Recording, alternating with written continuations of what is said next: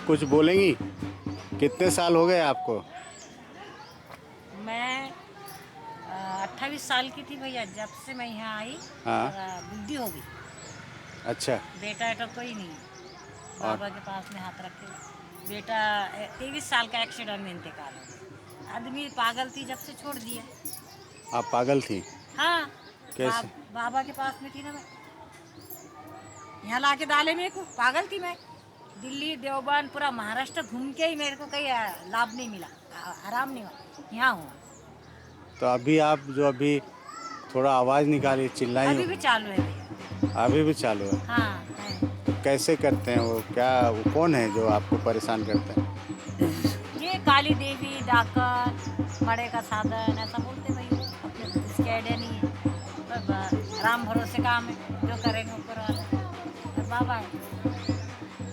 अच्छा। लेकिन बाबा पे भावना है। क्यों?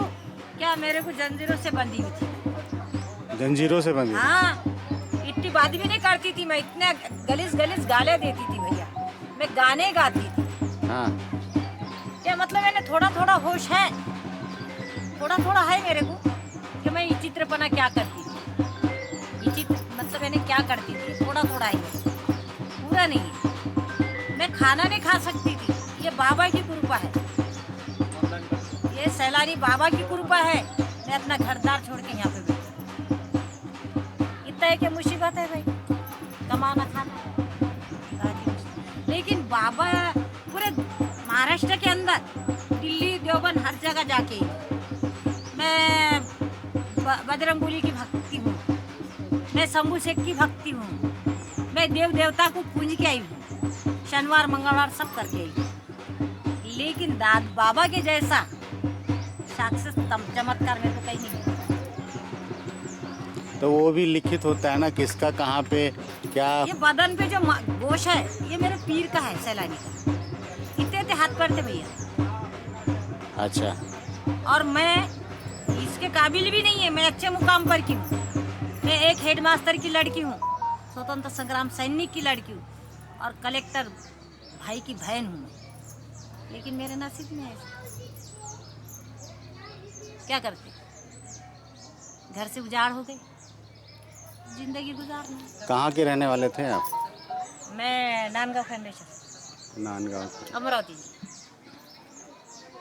तो ये मतलब आपके ऊपर है फिर ये सब जो आप ये बाबा का सेवा में लगा दिए हैं? हाँ ये भैया, सब है? लॉकडाउन से भैया मेरे को कोई देने लेने वाला नहीं है। तो ये किसका है सब? ये मेरा है, रोजी रोटी है भैया। रोजी रोटी है? हाँ, मैं ओके, लगाई। लगाई। हाँ। और अभी थोड़ा देर पहले वो तो रिकॉर्ड किया नहीं, कौन आते हैं कैसा कुछ है वो अब वो बोल? कभी कभार आते हैं भाई, बाबा बुलाते वो आते, ऐसा ये नहीं अच्छा, पहनते। लेकिन नहीं, अभी अचानक आप चिल्ला रही थी। हाँ हाँ हाँ, हाजिरी आती, हाजिरी आ जाती है। नात वगैरह गाती आती है। और मैं सबको मतलब मैंने आप भावना खुश है लेकिन आप यहाँ पे आके? जी, तो खुश भी है भैया। अब रहना पड़ता, नाराज तो बहुत है क्योंकि हमारी पूरी ज़िंदगी उजाड़ होगी। मतलब मैंने अपना वतन छोड़ के, अपना घरदार छोड़ के, यहाँ कितनी मेहनत मशक्क़त करना पड़ता है। क्या हम एक महिला है, रोड पे तो नहीं रह सकते, इज्जतदार महिला नहीं रह सकती भैया। तो हम एक रूम किराया कर लेके सब कुछ करके हमको करना है। कोई किसका नहीं है इस दुनिया में, कोई किसका नहीं है, सिर्फ भगवान है। ये बात बहुत बड़ी बात बोल दिया आपने। वही है जो सबको देख रहा है। वही है, वो एक क्या है, एक बहाना है, जरिया है। आप मेरे को दे रहे हो, वो मैंने एक जरिया लगाता, बाकी करता करता वही छवि सबका, तुम्हारा हमारा सब। मैं बोली ना, देखो मैं तुम्हारे देवता भी करके आई, मेरे को एतराज़ नहीं है। जहाँ सच्चा है, जिसने हमको साथ दिया, वो हमारा सबसे बड़ा वही हो। सही है। देखो मैं तुम्हारे आश्रम में, इसमें मतलब मैंने बहुत कुछ करी, मैंने बहुत कुछ करी भैया। लेकिन बाबा सैलानी ने मुझे यहाँ पे जगह दिया। जगह दी। चलो, थैंक यू, थैंक यू। लेकिन मुसीबत का सामना उठाना पड़ता है। देखो हम बेघर हैं, हमको किसी का सहारा नहीं है, रोज़ मजदूरी कमाते हैं, खाते हैं, ना हमको घर है ना कोई ठिकाना है। तो भाई ऐसी सहूलत हमको गवर्नमेंट ने देना चाहिए।